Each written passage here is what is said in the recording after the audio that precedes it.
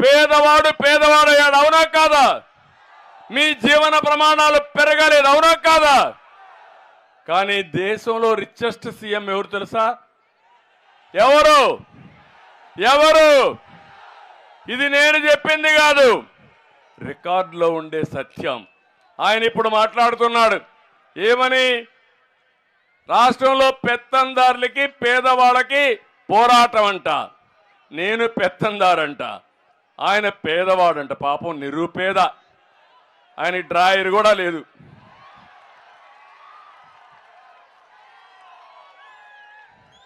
Paper లేదు, TV లేదు, బంగ్లాలు లేవు, ప్యాలెస్లు లేవు, బట్టలు లేవు. ఏం తింటాడో నాకైతే అర్థం కాల. గడ్డి తింటాడు, ఈ గడ్డే తింటున్నాడు, అడుక్కుంటున్నాడు. మా చెల్లెమ్మ చెప్పినట్టు రేపు వస్తాడు, అప్పుడు ఓట్లు అడుక్కున్నాడు. భస్మాసుడు మార్గం మీ నెత్తిన చేయబెట్టాడు. ఇప్పుడు మళ్ళా కథలు గుద్దుడే గుద్దుడు. ఇప్పుడు 5 ఏళ్ళు వదిలిపెట్టకుండా గుద్దాడు. మళ్ళా ఓటేస్తే ఇంకా బానిసలమే. మనం ఆ విషయం గుర్తుపెట్టుకోవాల్సిన అవసరం ఉంది. ఆ రోజు మీరు చూడండి, పేదవాళ్ళ కోసం 200 రూపాయల పింఛన్ని 2000 రూపాయలు పెంచిన ఘనత తెలుగుదేశం పార్టీది, అవునా కాదా? పెన్షన్ తీసుకొచ్చిందే మన నాయకుడు ఎన్టీ రామారావు గారు. ఆ తర్వాత నేను 200 రూపాయలు ఉంటే ఒకేసారి 1000 రూపాయలు చేశా, దాన్ని మళ్ళా 2000 చేశా. మీటింగ్లో వస్తే మాట్లాడతాడు అబద్ధాల కోరు ఈ ముఖ్యమంత్రి. ఆయన 1000 రూపాయల నుంచి 3000 చేశాడంట.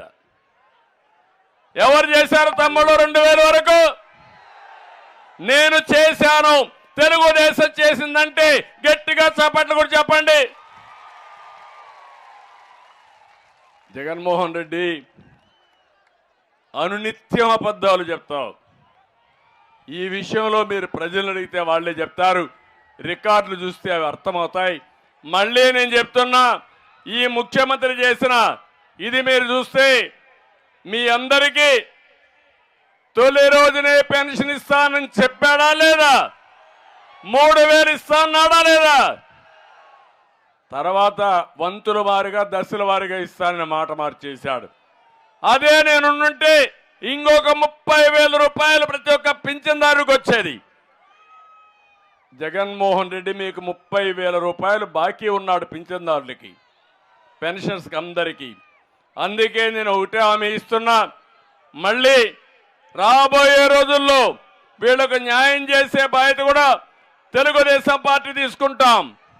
చరిత్రలో మొట్టమొదటిసారిగా కిడ్నీ బాధితులకి, తలసేమియా వ్యాధి బాధితులకి, కల్లుగీత కార్మికులకి, డప్పు కళాకారులకి, మత్స్యకారులకి 50 ఏళ్లకే పింఛనిచ్చాం.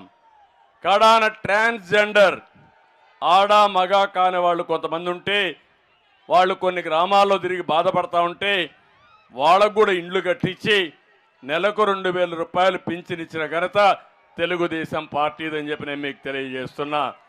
అది మానవత్వం. ఇంకో పక్కన మొత్తం ఇసుక వల్ల చాలా మంది ఇబ్బంది పడ్డారు. ఈరోజు ఒకే ఒక విషయం నేను మిమ్మల్ని కోరుతున్నా, ఉత్తరాంధ్ర తెలుగుదేశం పార్టీకి కంచు కోట, వెనుకబడిన వర్గాలుండే ప్రాంతం ఇది. ఎప్పుడు మమ్మల్ని అభిమానించారు, తెలుగుదేశం పార్టీకి బలపరిచారు. మీ పిల్లలు ఇంటర్మీడియట్ మరియు ఎంసెట్ చదువుతూ సబ్జెక్ట్స్ లో కన్ఫ్యూజ్ అవుతున్నారా? కాన్ఫిడెన్స్ లెవెల్ తక్కువగా ఉందా? రిపీటెడ్ మిస్టేక్స్ చేస్తున్నారా? అయితే మీకోసమే ఉంది Rise app. 1 lakh question bank, performance analysis, online classes by experts, ఇంకా మరెన్నో ఫీచర్స్ తో మీ ముందుకొచ్చింది Rise. Rise, the perfect guide. Description లో ఉన్న లింకును ఉపయోగించి సబ్స్క్రైబ్ అవ్వండి. అందుకే మొన్న కార్యక్రమం పెట్టాం, జై హో బీసీ. మళ్ళీ బీసీల రాజ్యం వస్తుంది, తెలుగుదేశం వస్తుంది, జనసేన ఉంటుంది.